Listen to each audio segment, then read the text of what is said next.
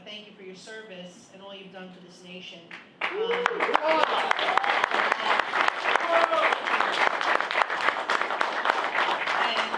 many of you have seen him on TV, have seen him on SNL. But really his dedication and service to our nation is really respectable and something I truly admire. He did 3 tours in Afghanistan, served 10 years, and many of you know by reading his bio or seeing him talk on television that he was nearly completely blind. I wanted to tell his own story. But anyway, I want to thank you all for coming today. We wanted to make this very intimate and specifically for veterans. And so what we did was we reached out to the various veterans groups and just asked that they share the invitation. We wanted to keep it a private event because we wanted it to be about veterans meeting this great war hero and U.S. Navy SEAL to boot. So Dan, if you could just talk a little bit about yourself, your district, and a little bit about your experience serving the nation. We'll start with that. Thank you, Nicole. Really happy to be here supporting you. I don't do this for anybody, so Nicole is special, and I think you got a really special representative here and future Congresswoman. I didn't start out trying to be a congressman. That was not always the plan. The plan for my entire life was to become a Navy SEAL, and as long as I can remember, maybe 11 or 12 years old, I read a book by Dick Marcinko, a Vietnam-era guy. Started SEAL Team 6. He was one of the first SEALs. And he wrote a cool book. Not sure if it's fiction or non-fiction. It doesn't matter. It sounded really good. And I was hooked. I was hooked from a very young age. And every decision I made was geared towards becoming a SEAL. It's all I ever wanted. I went to college. I did ROTC, Navy ROTC in college. I was commissioned as an ensign in 2006 and went straight to BUD/S in Coronado, California, and experienced all the pain and suffering that I thought I would. It was just absolutely beautiful, every minute of it.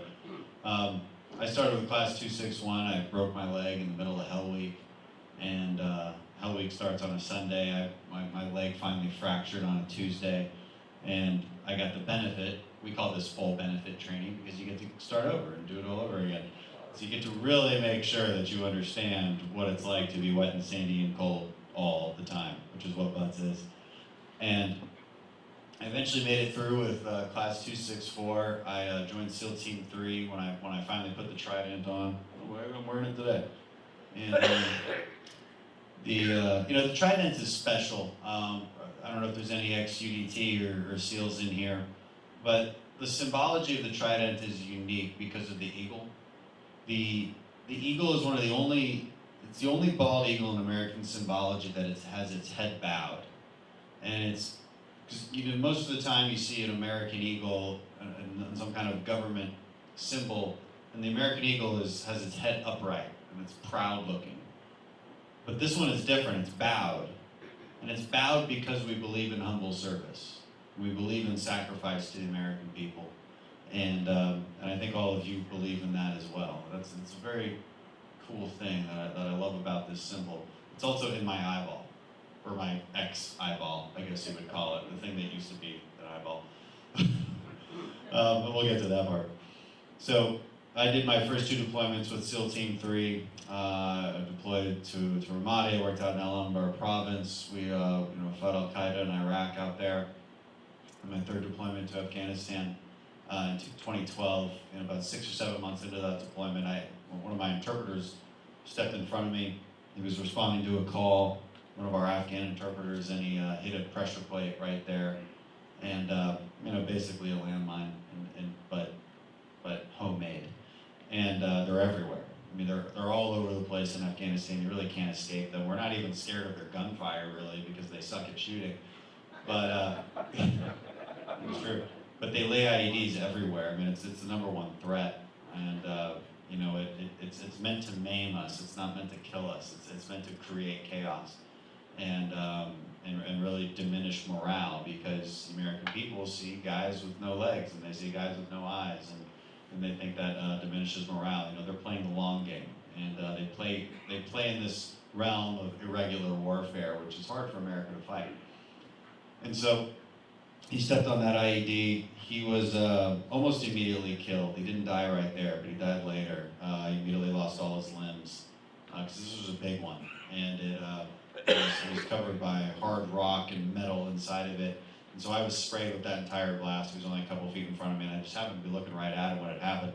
And so I was immediately blinded. It felt like I got hit by a truck while simultaneously getting shot with a bunch of shotguns and maybe having somebody pour Tabasco sauce over your body. That's sort of what it feels like to get hit by an IED. And so it's really wonderful. And I immediately felt my legs and made sure they were still there, but I couldn't see them, and I didn't know why I couldn't see them. I just sort of assumed that there was a bunch of dirt in my eyes. And I was able to get up eventually and walk to the medevac helicopter, at which point they saw my condition and they put me out for at least 4 or 5 days. And so I woke up from a medically induced coma, still blind. They told me I lost my right eye, and maybe they'd save my left. And I hallucinated constantly for days and days and days during the flight back to Bethesda, and for days leading up to the eventual surgery that they would hope would fix the cataract in my left eye that had been caused by the blast. And because my optic nerve was still firing was why I kept seeing things the entire time. I was literally living in a nightmare. And but eventually that went away. Eventually, through miracles in the operating room, I was able to see again, slowly but surely. And now I can see with a very specific contact that only one company in the world really makes, and a bunch of glasses and all sorts of different things. And because it's really about adapting and overcoming. People ask, what's it like to live with one eye? I'm like, I don't know, you just turn more. It's not that big of a deal. The harder part is living with another eye that's almost blind itself. But doctors never thought I'd have the vision I have now. I mean, I can pretty much see. And almost 20/20 with this corrective lens, and it's just absolutely amazing what God will give you. And God gave me the strength to actually believe that I would see again, because there was really no chance of it. And doctors were very confused as to why I was so optimistic. It was almost delirious in nature. But in hindsight, I think God gave me the strength to believe it so that I wouldn't go insane. I wouldn't go insane thinking that I might never have this opportunity again, and then there I was. And I actually deployed again a couple more times, went back to the Middle East, worked in intelligence operations out there. They wouldn't let me go back into combat because they were worried that the enemy would be too scared. So, I did my last deployment in South Korea at the end of 2016, at which point I had to be medically retired. The Navy was sick of trying to get me overseas, and sick of my requests for medical waivers. So went through the process, and then began my experience with the VA and what it's like to just simply be a veteran, and understand what that transition is like and how hard that is. I don't see a lot of younger veterans here, but there may be a couple. And there's a lot of younger veterans getting out right now who had this sense of mission for a long time and want it back. But they get out of the military and they no longer have it. They're not really sure what that new cause is. And I think we've dealt with this for decades, where you end up in a job, but it's no longer a cause.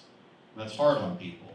It's very hard. When we talk about the mental health issues, we have to bring it back to the source, which is sense of purpose and sense of mission.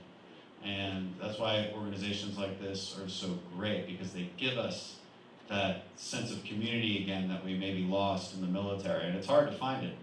It's hard to find it, and sticking together is a big part of that.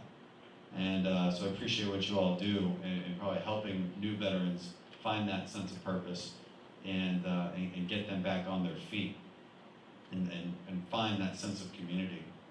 My experience with the VA has been very mixed. I still use the VA for my health care. Contrary to what some say, it's like the ain't broke, don't fix it model is not exactly correct, AOC. But that doesn't mean the VA is terrible by any means. It depends on which VA you go to. And politicians have to stop taking these extreme positions on the VA. The VA has problems. It's not perfect, but they're doing there's a lot of good people there that were doing their best. And if it were easy to solve, we would solve it. because there really is bipartisan support for helping our veterans. The issue is it's a giant bureaucracy, and the issues are complex. And I've been to multiple VAs. I've been to VAs in Boston, Washington, a couple different ones in Houston, and I have very different experiences at all of them. Some are better than others. And the couple of things that have been passed recently are going to be important to implement. One is the ability to hire and fire people who work for the VA. This was always very difficult, and it's still very difficult throughout the federal government, but we were able to create an exception for the VA. This is extremely important, both for people who work at the VA and for veterans. It's important for people who work at the VA because morale can be diminished quite greatly when the person next to you isn't doing their job and they can't be fired. That lowers your own morale because, well, why the heck do you even bother going to work? Nobody else is doing their job. So we fixed that. The Mission Act now passed, now has to be implemented. And we have to monitor it closely and make sure that it's doing what we intended it to do, which is improve your ability to get community care, to get private care if that's what you choose, if that's what is best for you as a veteran. Improve things like telemedicine, the way doctors interact with their patients. You know, these are going to be important things to fix, and we can get into more detail on that if you'd like, and how that's going. But I think it's going in the right direction. It's an improvement upon the Choice Act, which made those choices into the private market, frankly, a little too complicated. And you know, so with that, maybe I'll stop. I probably talked long enough about my story and my experience. And if you want to say anything else before we start? I guess, you know, I just want to kind of give a summary of what we're doing on the state level as it relates to veterans and see if there's anything that's comparable. As a matter of fact, we fought very hard to get full restoration of funding for mental health programs for our veterans in this year's budget. And Frank LaMarche was one of the leaders from the American Legion. We worked very closely with them when the governor tried to cut $4.7 million from the veterans peer-to-peer counseling program. It's something so important. It could mean the life or death of someone who is returning and trying to assimilate back into civilian life. So that was one of the victories that we had on the state level. And then you all know, and you also on television because it became a national story, the fight when they killed, the Assembly majority killed in the Higher Education Committee, a bill that would have provided all the expenses for City and State University for the child of a deceased or disabled military man or woman in duty, right? So right now, as the law had existed previously, anyone in combat, if you were deceased, if you were killed in combat, or you were disabled, your child had this coverage and access for City and State University, cover all your expenses. However, the bill that would have expanded that is if you were killed or disabled on duty, so it could be potentially on training. You didn't have to be in a combat zone. And it became a national mockery, I would say, for the state of New York, because the state of New York decided they were going to kill that bill right after they had,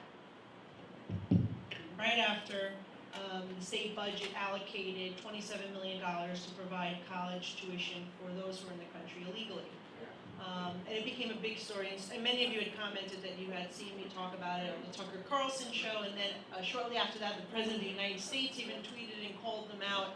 And 1 week later, the governor restored, not only restored, he made an announcement that effective immediately, they were going to be entitled to that benefit, which was so important. It was a very big victory. We had two tremendous victories on our level. Now, on the national level, my good friend and someone that started, we were actually elected the same year to the state legislature, Lee Zeldin, who's also a veteran, he has introduced a bill that would take that Dwyer program, that peer-to-peer counseling program, and make it a national program. And so we're really excited about that potential. You know, we know the statistics, and want to help. In New York State, about 10,000 veterans have been helped by that peer-to-peer counseling program. So we want to bring that to the national level. So if you could just talk a little bit from your perspective, knowing a lot of these young veterans that are returning, and what, not only, obviously I know that you would support such a program, but, what do you think is the importance, and what do you think else is needed to deal with the mental health aspect for those who are returning?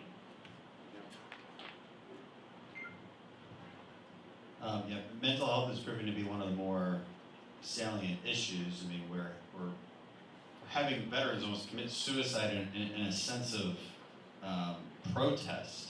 They're doing it on VA campuses. And, it's problematic, to say the least. What can we do about it? Well, there needs to be a sort of a holistic care model when you're looking at mental health. And I've personally been through one of the more perfect, I think, models, but it's only for active duty, and it's extremely expensive. There's no way you can scale it out, and it's for guys who have been gravely wounded, and that's pretty much it. So how do you take care of all of these people coming out, and why is the suicide rate so much less when they're active duty versus when they get out? And I think the answer to that question is going back to what I talked about before. It's sense of purpose. So we have to do better with our transition service, right off the bat.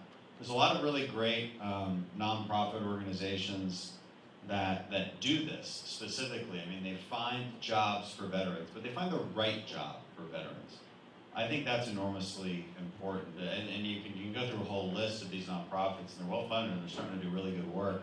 How can the government work through them? How can we get them in contact with veterans as they're getting out of the military so that they feel like their next step is coming, like they have something to look forward to? Well, having light at the end of the tunnel is probably the most important thing as far as a preventative measure for suicide. Why do you kill yourself? It's because you feel like there's nothing else going for you in this life. And that's a terrible place to be. So how do you give somebody something to look forward to? You need to give them a new cause.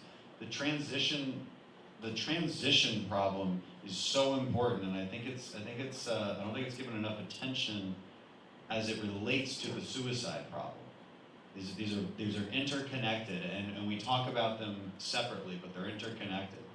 Because it's not clear to me that a doctor can prevent somebody from killing themselves. I mean, it's a part of it, and you definitely need access to that. And if we have VAs, and again, the other problem is that every VA is different. There are some VAs that you will get that access. I deal with the Houston VA. It is pretty clear to me that they do a pretty good job, and they have a whole list of mental health services that do really well. It's not clear to me that every VA does that. And what can we do from the federal level to make sure that they are able to give those services and be attentive to veterans? All right, just sometimes all they need is somebody to talk to and walk them off the cliff. And but you need that attention. If we ever have these situations where they call in and they're not getting what they need, that's problematic. But again, if these are something that all members of Congress, frankly, I think want to help with. It's one of the few things that is still bipartisan. I wish it was clearer on exactly what to do, but I would point us in the direction of those transition services. I think that's underlooked. As I mentioned, we have the Coast Guard right here on Staten Island, and one of the questions from the audience was the current status of the Coast Guard Act, which would allow the U.S. Coast Guard to be paid during government shutdown, like the other DoD like DoD personnel. Yeah, it's certainly something we should look at. It hasn't been brought to the floor. My party does not control what gets brought to the floor these days. I would say this, just for everybody's history on paying personnel, whether they're in the Coast Guard or whether they're TSA or whoever they are. In this last shutdown, it was mostly the Department of Homeland Security that was not getting paid. Republicans in Congress put in 3 different motions to recommit that, and a motion to recommit is essentially an amendment to whatever spending bill is going on, that would have simply paid personnel while keeping the government shut down, because we weren't willing to give in on the immigration issue and on the border security issue. But we asked to simply back pay all the people who are working for federal government while we continued negotiations on the shutdown. Democrats refused to vote for that. They didn't want to pay people. They wanted that hostage situation. This didn't get a whole lot of media attention. Not a lot of things do that we would like to get media attention, unfortunately. But we voted 3 times to make sure that federal workers got paid. And we would keep the government shut down. We wouldn't pay for operations because we were continuing to negotiate that settlement. But Democrats refused. People should know that. People should know that.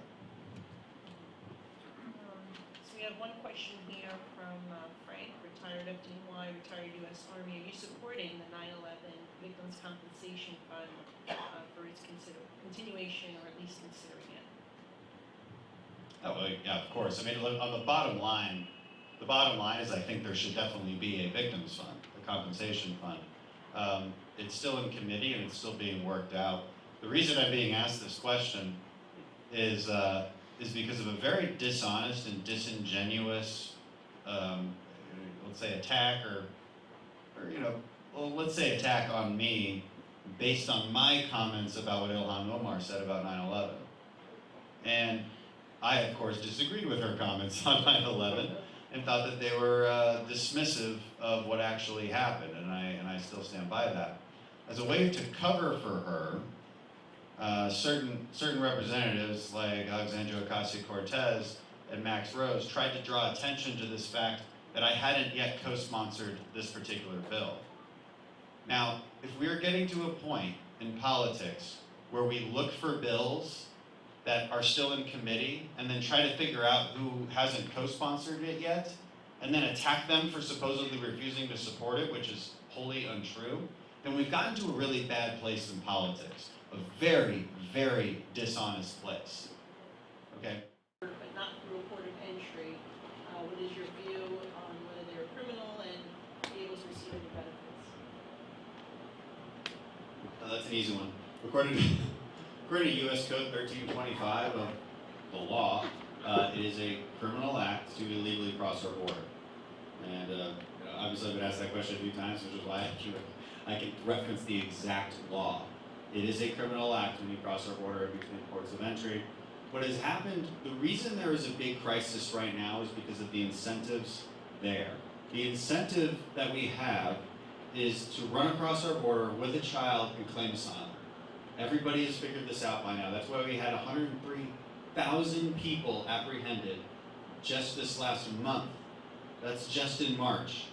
That's an unimaginable number. To say there's not a crisis is just to ignore basic facts. This is really problematic, especially in Texas. The Rio Grande Valley sector in Texas has the highest traffic. And by the way, Border Patrol thinks that they apprehend 1 in 3.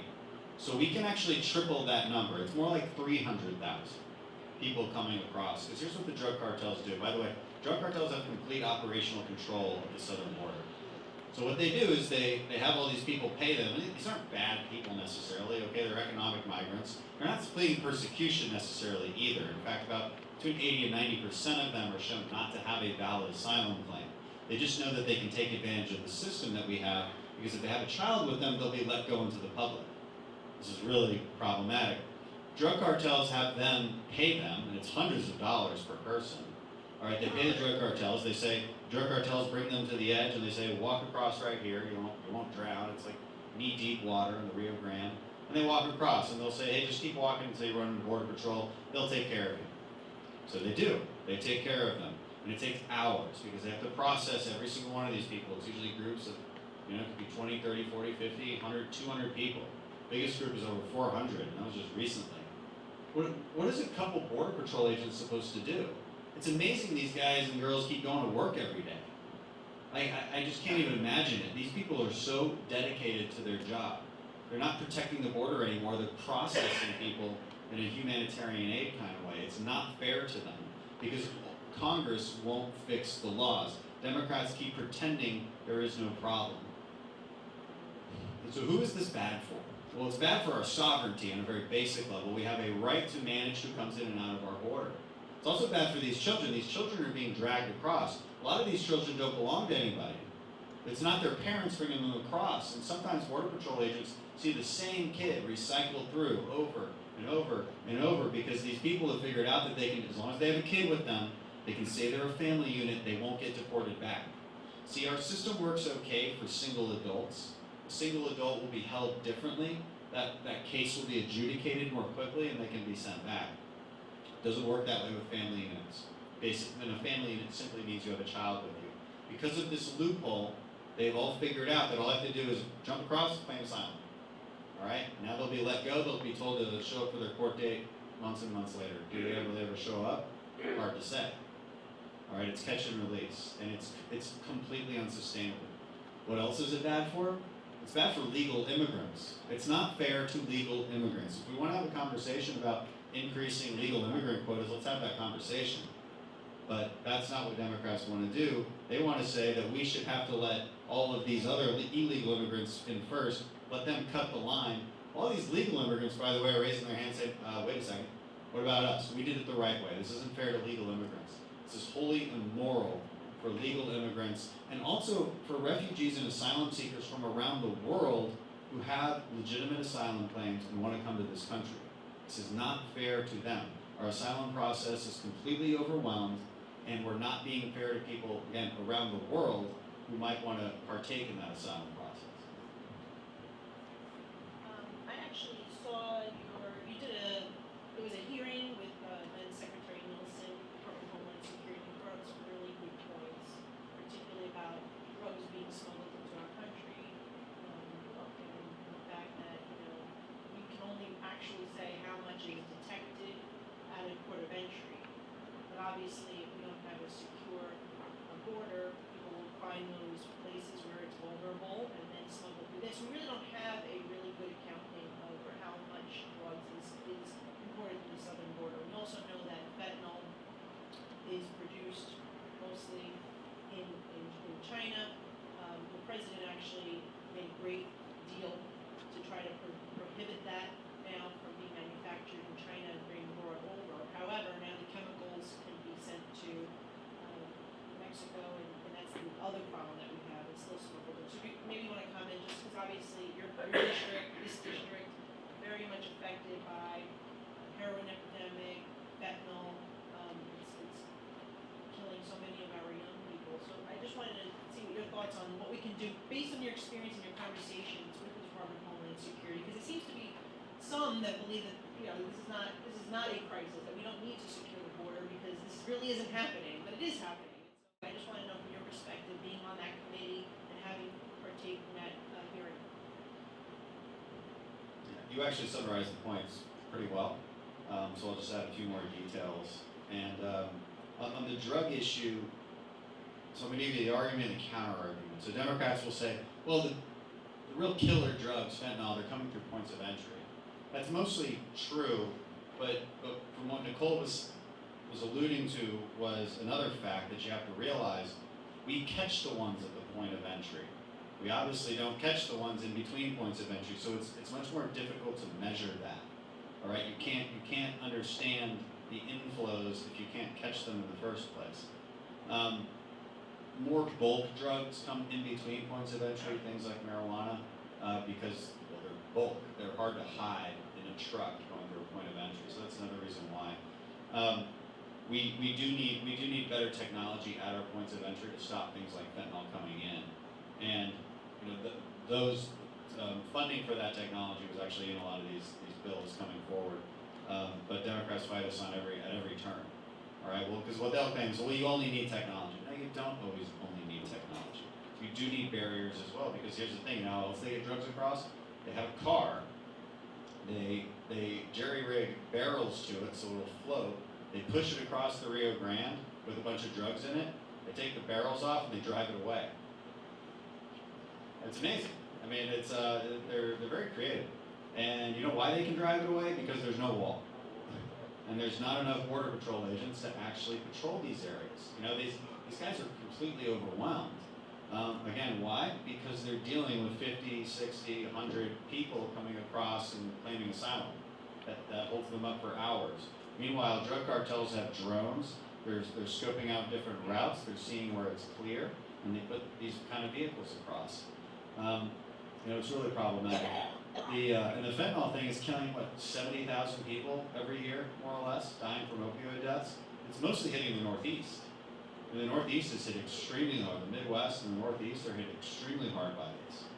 You know, my wife is from Maryland, and we've had multiple of her high school classmates die from opioid overdoses. They get addicted back in high school because one drug dealer makes it into the school, and they can never get off of it. Because once you have that taste at a young age, it's with you forever. It's like this demon that's always with you because people can't escape it.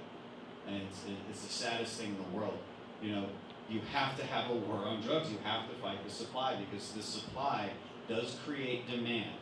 It does. And it's really hard for these people to get away from that once they've been sucked into it. So very appreciative of the president for what he's done diplomatically with China. I hope they mean what they say. They better, or we need to take extra action. And we need to secure our border. It's really as simple as that. Does anybody have a question in the audience? Because I have to keep the show going. I just want a very interesting point in addition to a lot of the legal ones coming over. We have our situation with the sanctuary states and us with New York State.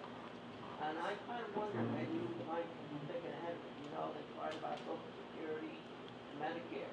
Now, eventually, a lot of these people want to get in, they're going to melt in. Need to be able to tell the story.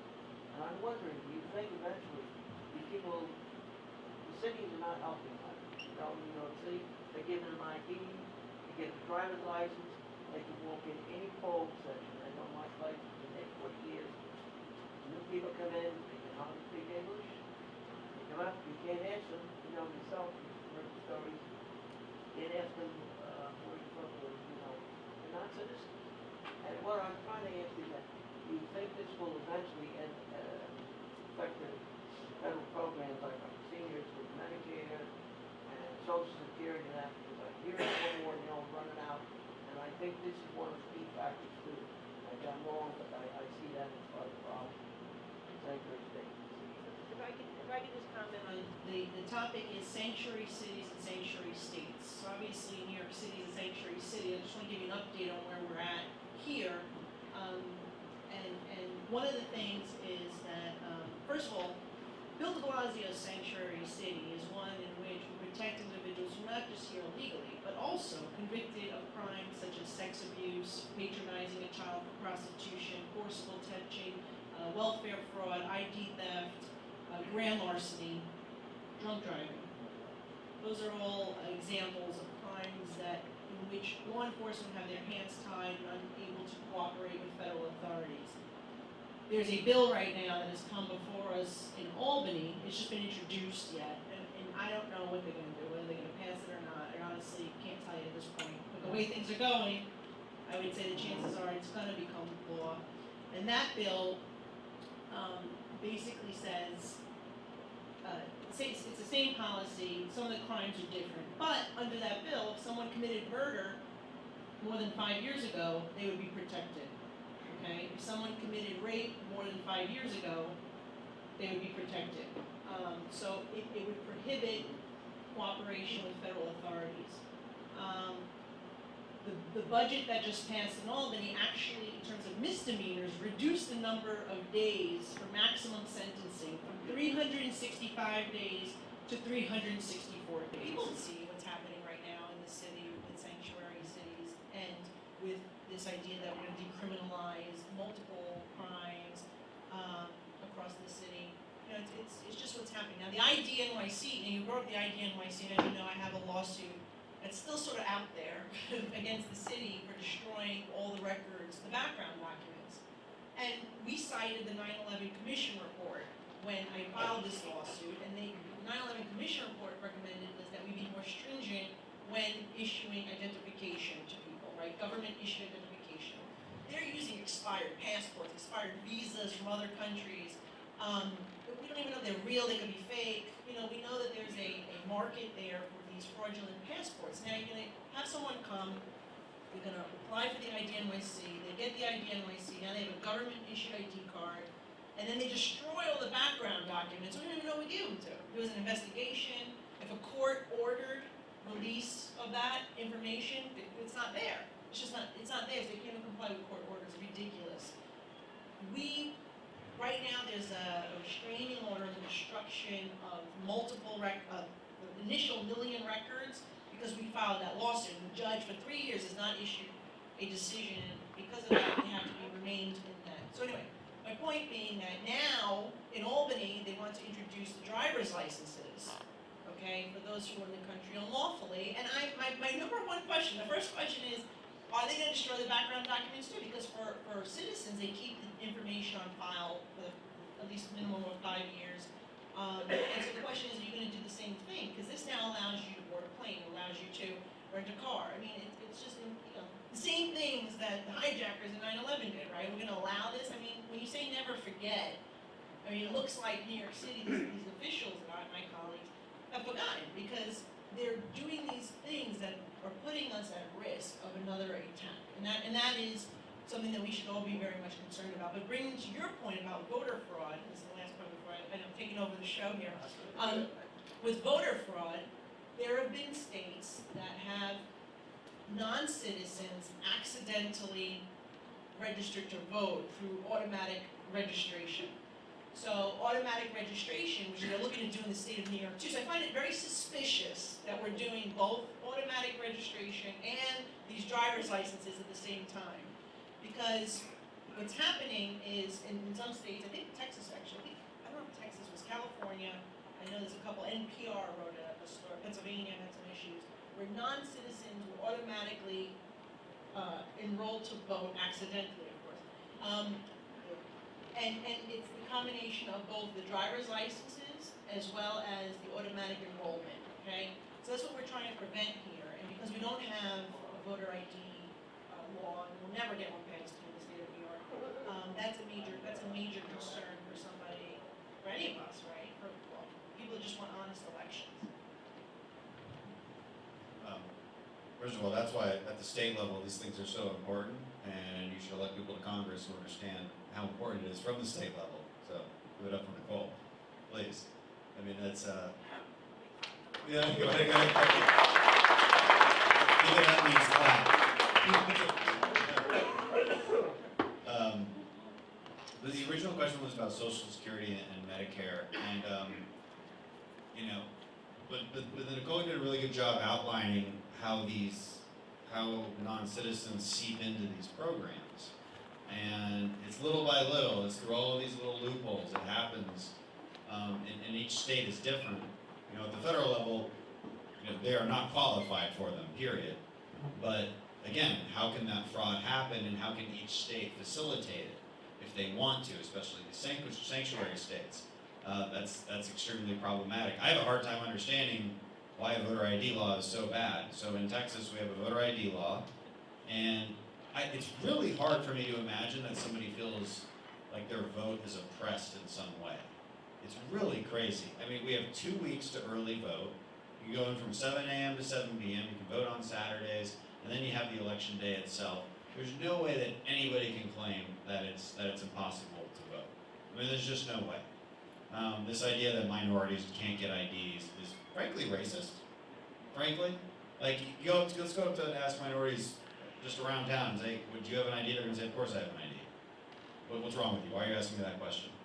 It's nonsense. And Democrats use this in their quest for always, well, their eternal quest for identity politics. And really, what identity politics is fundamentally is pitting people against each other.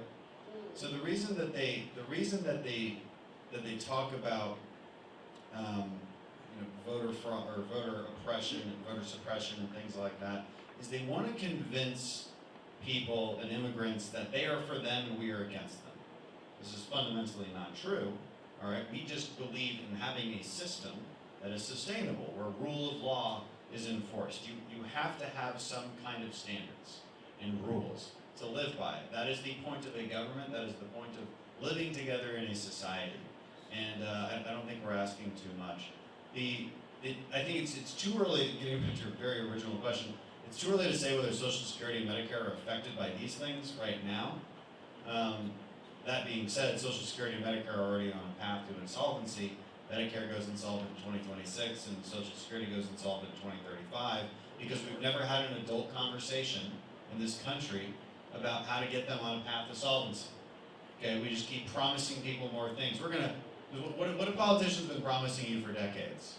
We're gonna expand your Social Security, we're gonna give you the benefits you deserve. Well, who's paying for it? Nobody.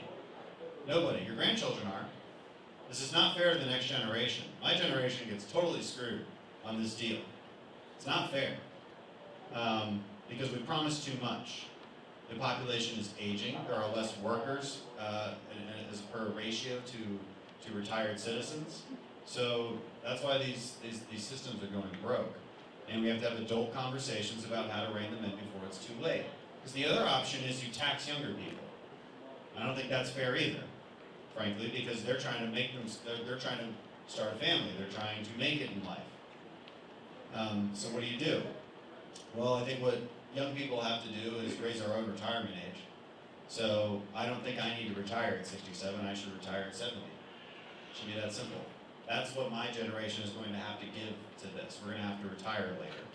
And that's going to have to be a very slow retirement age increase. We got to means test these things. So these are the Republican proposals, by the way. And these have been for a while. Because we're having adult conversations. Democrats are having, well, they're promising everybody everything because they think that's how they can get elected. That is an irresponsible way to govern. It's an easy way to get elected. It's an irresponsible way to govern. And in the end, whether we're talking about voting laws or immigration laws or our entitlement reform, it's the difference between promising people everything in an irresponsible way just because you want them to like you and having an adult conversation and telling them what needs to be done to fix these issues so that we can all live together in a society.